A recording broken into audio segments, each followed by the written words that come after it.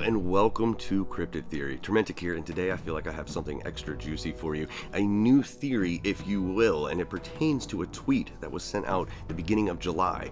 It says, a sea-based unidentified object proposed to be one of the many explanations behind why sea lanes between the Cryptid Nation and both Yokai Island and Grimm's Kingdom are so treacherous.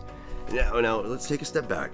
We know what Cryptid Nation is. We saw that and read it inside of Chapter 1, which if you actually have not checked out the comics, go check out the other videos that I have on my channel. I've been reading through the comics, trying to give them a little bit of life, so definitely check them out. There's tons of backstory.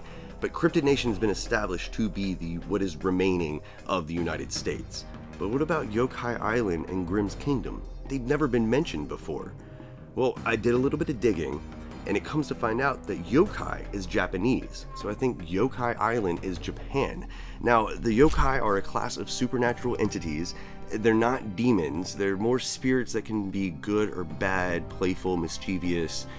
They come in a bunch of different varieties. Some look like animals. Kappa would be a turtle. Tengu would be a yokai that actually has wings. The biggest trait that they have is that they can shapeshift. The first time they were actually written about was in 773 AD. So roughly that means that they have existed for about 1300 years in Japanese folklore, which would be 300 years before the veil shattered, because remember, the veil was around for 1,000 years before it shattered, so that means 300 years before the veil was put in place.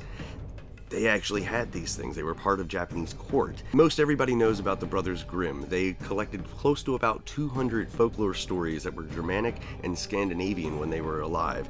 Both of them died. Jacob died in 1863, William died in 1859. But they wrote stories like Frog Prince, Cinderella, Hansel and Gretel, Rapunzel, Sleeping Beauty, like big folklore stories that everybody knows. Like I was saying, they were traditional German folklore, but they did take some of the Scandinavian stories as well too. Now, I'm pretty sure that Grimm's Kingdom, especially since they spell Grimm the same way that the brothers did, that Grimm's Kingdom is Germany, Scandinavia, and probably some of the southern parts of Europe.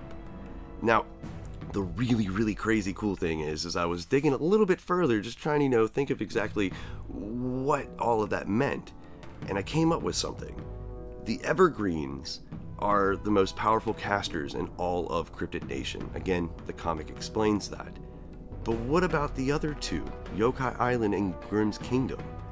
Well, I started looking at Evergreen, and it comes to find out that Evergreen is the most prominent tree in North America. So that makes sense probably why they were called Evergreens. Now, the most prevalent tree in all of Europe is the beech tree. The most prevalent tree in Japan, making up 50% of all the forest in Japan, is the hinoki and the kiri trees.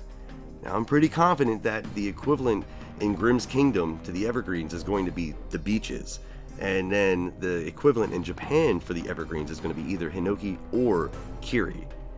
Like I said, it's just a theory. I'm not entirely sure. I'm just trying to put things together. But if you like it, definitely stick around, subscribe, and give the video a like. Leave a comment down below and let me know your thoughts on this, and if it differs, if you can add anything to it, that would be amazing. This is going to be a new series I'm going to start doing. I'm going to start coming out with ones covering the veil, animals, actually, what happened to all the animals once the veil shifted. Things of that. So definitely stick around, and I hope you enjoy it. Have a wonderful night.